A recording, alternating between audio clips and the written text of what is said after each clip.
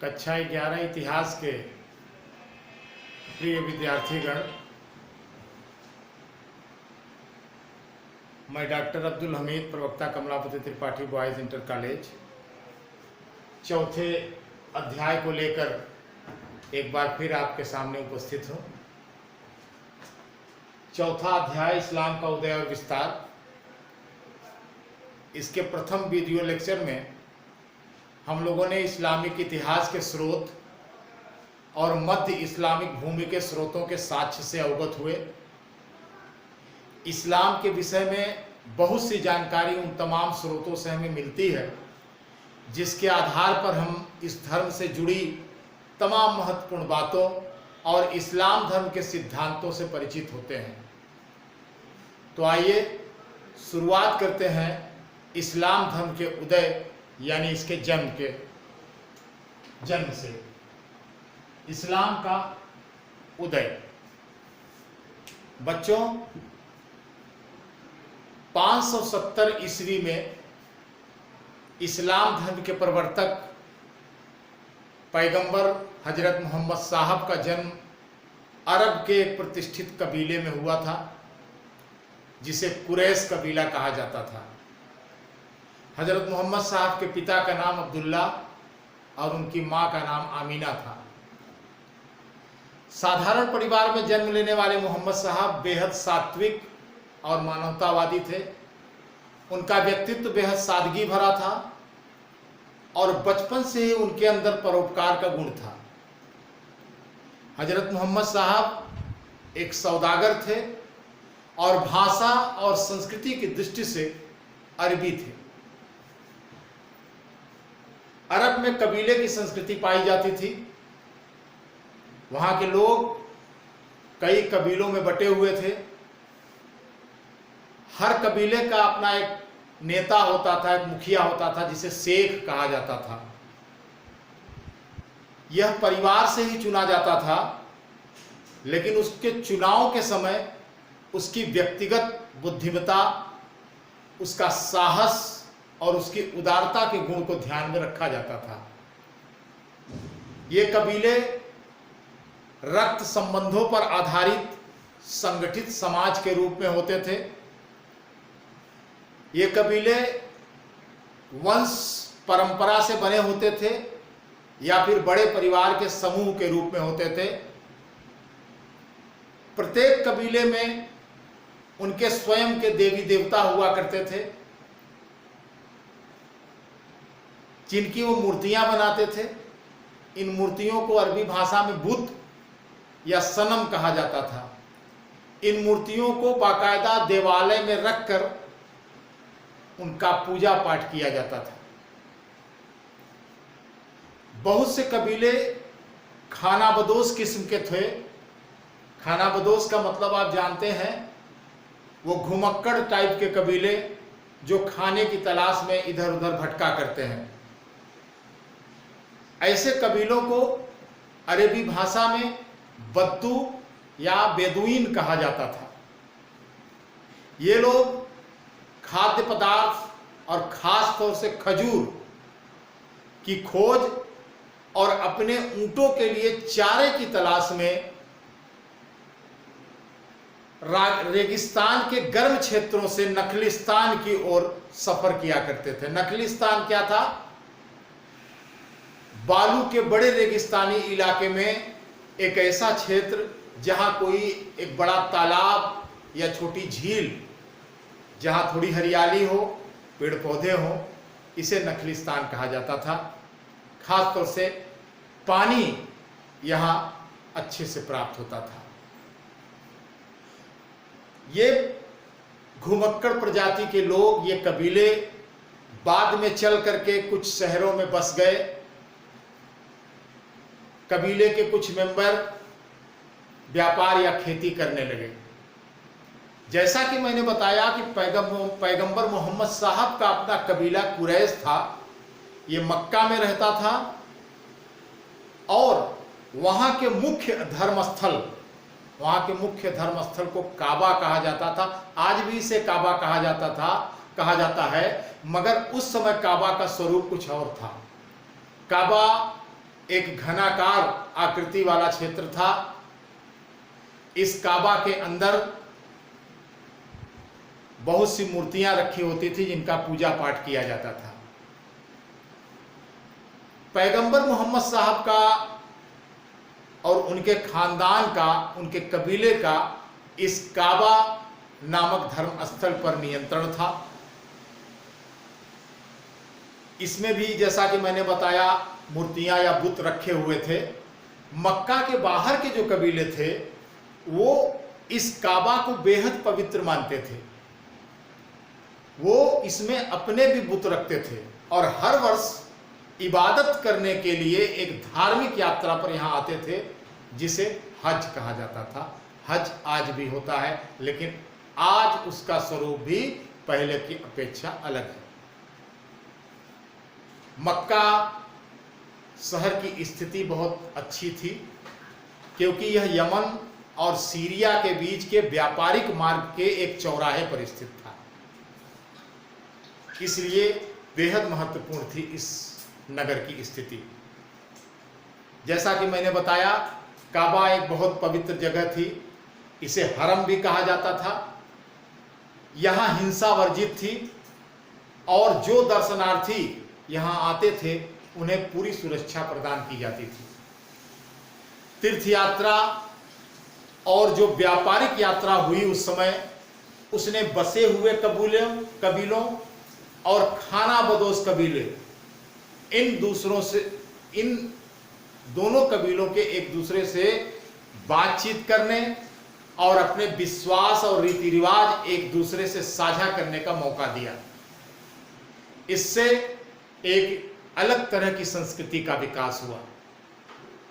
बच्चों, अब हम इस्लाम धर्म के इबादत की विधियों के बारे में जानकारी प्राप्त करेंगे। एक अल्प विराम के बाद मैं फिर उपस्थित होता हूं।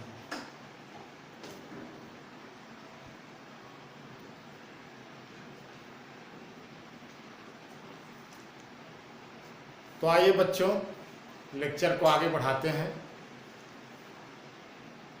अगर हम इबादत की विधियों की बात करें तो इस्लाम धर्म में इबादत की विधियां आसान थी। दैनिक प्रार्थना, जिसको कि हम सलात कहते हैं, और दान, जिसे खैरात कहा जाता था, साथ ही साथ झूठ न बोलना, चोरी न करना, इस तरह के नैतिक कर्तव्यों की भी बात इस्लाम धर्म में शामिल थी। बाद में इबादत की यही क्रियाएं इस्लाम धर्म के 5 सिद्धांतों या स्तंभ के रूप में स्थापित हो गई। और वो 5 जो स्तंभ हैं या सिद्धांत हैं वो मैंने यहाँ लिख रखे हैं और बारी बारी से मैं आपको समझाने की कोशिश करता हूँ। पहला है ईमान। ईमान का अर्थ है कि इस्लाम धर्म को मानने वाले एक ईश्वर में विश्वास रखते हैं, एक ईश्वर में उनका ईमान है। ईश्वर के अलावा, खुदा के अलावा वो और किसी ऐसी सत्ता को स्वीकार नहीं करते जिसकी पूजा की जाए। ये ईमान है। दूसरा है नमाज।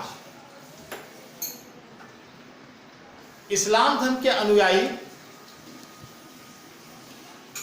5 बार दिन भर में 5 बार नमाजें पढ़ते हैं। यानी नमाज का अर्थ होता है अपने आप को खुदा की राह में झुका देना, उसके समक्ष घुटने टेक देना, सिजदे करना। ये घर में भी होता है, धर्मस्थल यानी मस्जिदों में भी जाकर होता है। सूर्योदय के पहले, दोपहर में, फिर शाम को एक बार सूर्यास्त के पहले, फिर सूर्यास्त के बाद और फिर रात्रि में। इस प्रकार दिन भर में 5 बार नमाजें अदा की जाती हैं। ये दूसरा सिद्धांत है इस्लाम का। तीसरा है रोजा। इस्लाम धर्म में एक पवित्र महीना आता है रमज़ान। रमज़ान के पूरे महीने में जितने भी बालिग मुस्लिम होते हैं, चाहे वो स्त्री हो या पुरुष हो, वो अल्लाह की राह में रोज़ा रखते हैं। रोज़े का अर्थ है व्रत रखना, यानी सूर्योदय से लेकर सूर्यास्त तक कुछ भी न खाना पीना। ये है तीसरा सिद्धांत रोजा, चौथा है हज।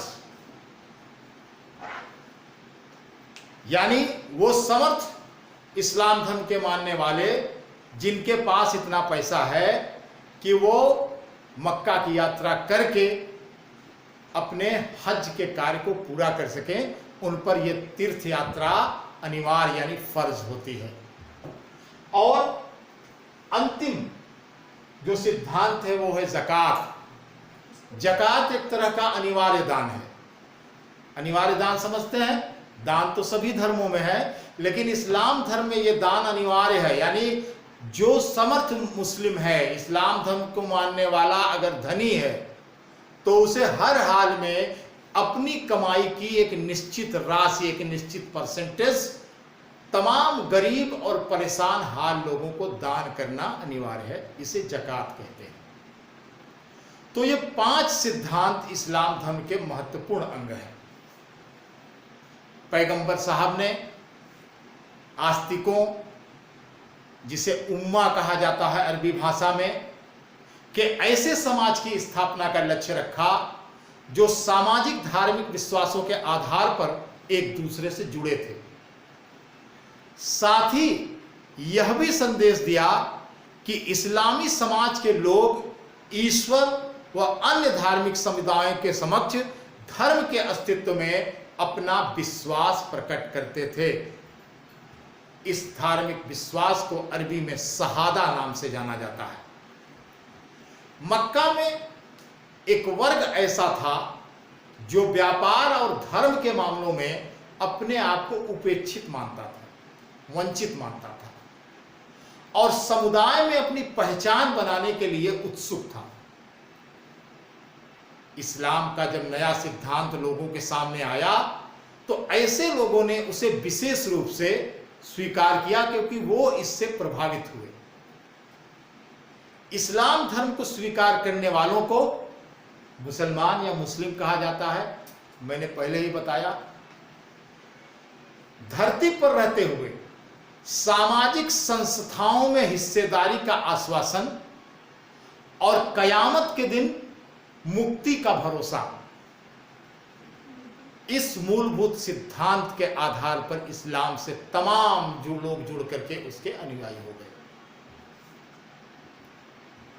स्पष्ट है, इस्लाम एकेश्वरवादी धर्म है। यानी इसमें एक ईश्वर की आराधना का प्राविधान है, एक से अधिक ईश्वर का नहीं। यानी यह बहुदेववाद का विरोधी है। साथ ही साथ मूर्ति पूजा का तो घोर विरोधी है। जब मोहम्मद साहब ने यह विचार मक्का के लोगों के सामने रखा तो चूंकि मक्का के कबीले मूर्ति पूजक थे, तो ऐसे तमाम लोगों को मोहम्मद साहब के ये विचार अच्छे नहीं लगे। तमाम समृद्ध लोग उनके विरोधी हो गए। आगे चलकर यह विरोध इतना ज्यादा बढ़ गया कि उन्हें अपने अनुयायियों के साथ मक्का से मदीना जाना पड़ा। जिस वर्ष हजरत मोहम्मद साहब अपने अनुयायियों के साथ मक्का से मदीना गए, उसी साल से इस्लामिक कैलेंडर का हिजरी संवत आरंभ होता है। तो आइए हिजरी संवत के बारे में भी जानकारी प्राप्त करते हैं, जो इस्लामी कैलेंडर से जुड़ा हुआ है। बच्चों, हिजरी सन की स्थापना हजरत मोहम्मद साहब के एक खलीफा उमर के खिलाफत काल में हुआ। 622 में इस हिजरी सन का प्रथम वर्ष माना जाता है। हिजरी संवत जो होता है वो चांद पर आधारित साल होता है, यानी लूनर कैलेंडर होता है इस्लामिक कैलेंडर।